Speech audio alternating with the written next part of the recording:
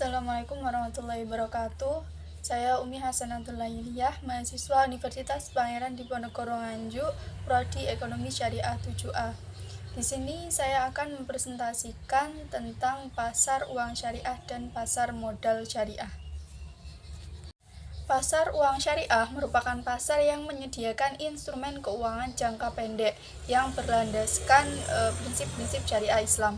Dalam pasar ini, transaksi yang terjadi harus menghindari unsur riba, gharar, dan maisir, serta harus mematuhi hukum-hukum syariah dalam segala bentuk kegiatan ekonominya.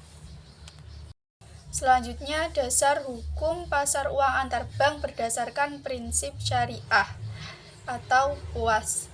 Dasar hukum PUAS umumnya merujuk pada Peraturan Bank Indonesia yang mengatur transaksi pasar uang antar bank seperti Surat Edaran BI nomor 11/25/DKPU/2009 dan peraturan lainnya yang mengatur transaksi antar bank berbasis syariah.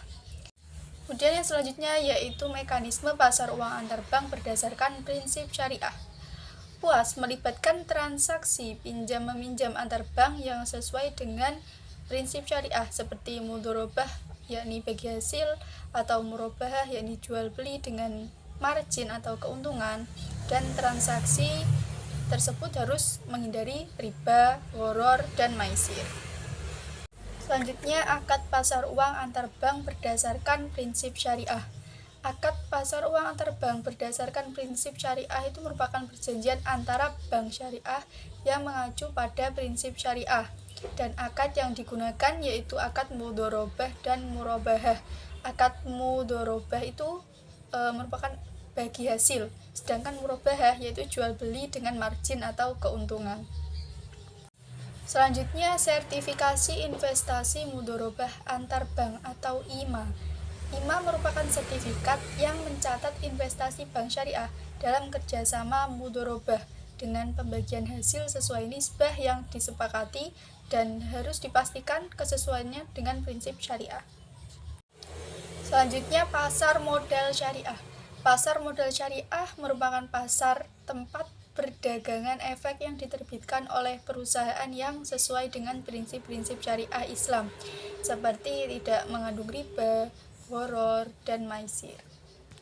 Selanjutnya, dasar hukum pasar modal berdasarkan prinsip syariah. Dasar hukum pasar modal syariah di Indonesia meliputi Peraturan Otoritas Jasa Keuangan atau OJK dan Fatwa Dewan Syariah Nasional atau DSN MUI seperti UU nomor 8 tahun 1995 tentang pasar modal dan peraturan terkait yang mengatur transaksi syariah. Kemudian, tindakan dalam transaksi efek yang tidak sesuai dengan prinsip syariah. Tindakan yang tidak sesuai dengan prinsip syariah termasuk perdagangan saham perusahaan yang bergerak dalam bisnis haram, misal pabrik alkohol, perjudian, terus penjualan minuman keras. Nah, penjualan bisnis alkohol di sini yang dimaksud itu bukan yang untuk kesehatan, namun untuk dikonsumsi, serta transaksi yang melibatkan riba, spekulasi, atau ketidakpastian yang tinggi. Di sini saya akan menjelaskan tentang riba. Riba itu merupakan konsep dalam Islam yang merujuk pada praktik pengambilan keuntungan yang tidak sah atau tidak adil dalam transaksi keuangan. Nah, secara umum itu terdapat dua jenis riba yang utama, yaitu riba fad dan riba nasi'ah. Riba fad merupakan riba karena pertukaran yang tidak seimbang. Nah, jadi riba fad itu terjadi ketika terjadi pertukaran barang yang sejenis tetapi dengan jumlah atau kualitas yang tidak seimbang. Nah, dalam hal ini salah satu pihak menerima lebih banyak dari pihak lainnya tanpa adanya nilai tambah yang jelas atau kesepakatan yang adil. Nah, jenis riba ini biasanya melibatkan pertukaran barang yang sejenis seperti emas dengan emas, perak dengan perak, atau gandum dengan gandum atau yang lainnya, tetapi dalam jumlah yang tidak sebanding. Contohnya, saya menukarkan 1 kg emas dengan 1,2 kg emas. Nah, transaksi seperti ini kan ada perbedaan jumlah yang dianggap sebagai keuntungannya itu satu pihak saja gitu. Kemudian riba nasiah. Riba nasiah itu riba karena penundaan. Nah, riba nasiah ini berkaitan dengan transaksi yang melibatkan pinjaman uang atau barang yang dibayar kembali dalam jangka waktu tertentu, namun dengan tambahan jumlah yang lebih besar sebagai bunga atau kompensasi atas penundaan pembayaran. Nah, dalam hal ini riba terjadi karena adanya tambahan yang dikenakan pada pokok pinjaman yang dibayar setelah waktu tertentu. Nah, sebagai contoh, seseorang itu meminjam uang 1 juta rupiah dan harus mengembalikannya 1,2 juta rupiah setelah 6 bulan.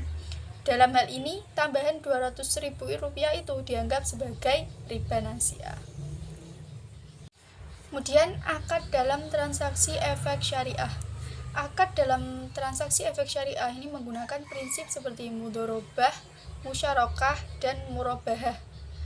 Adapun mudharabah yaitu kerjasama bagi hasil, sedangkan musyarakah itu kerjasama modal, dan murabahah itu merupakan jual beli dengan margin atau keuntungan yang sesuai dengan ketentuan syariah.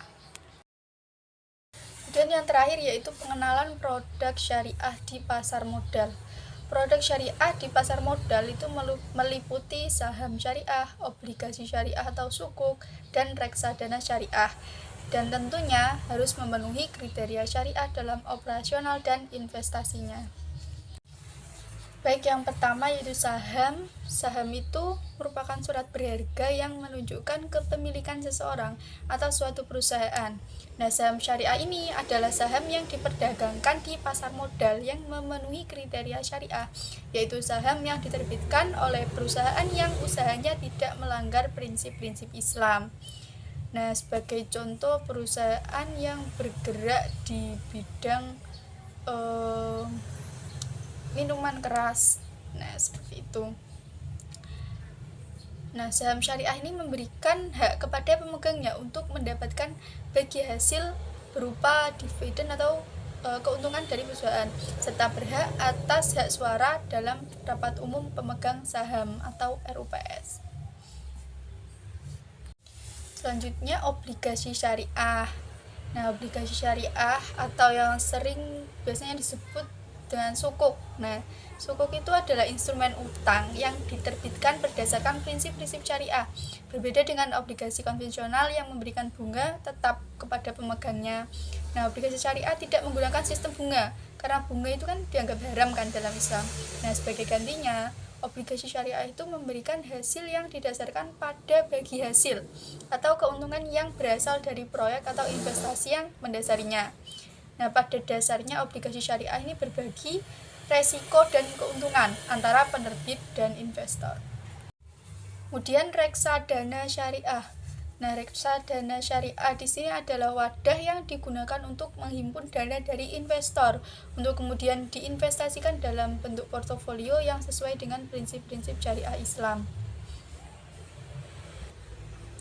Nah, reksadana ini hanya berinvestasi pada instrumen yang halal dan tidak mengandung unsur yang dilarang dalam Islam, seperti riba, gharar, dan maisir. Sekian presentasi dari saya. Apabila ada kurang lebihnya, saya mohon maaf yang sebesar-besarnya. Wassalamualaikum warahmatullahi wabarakatuh.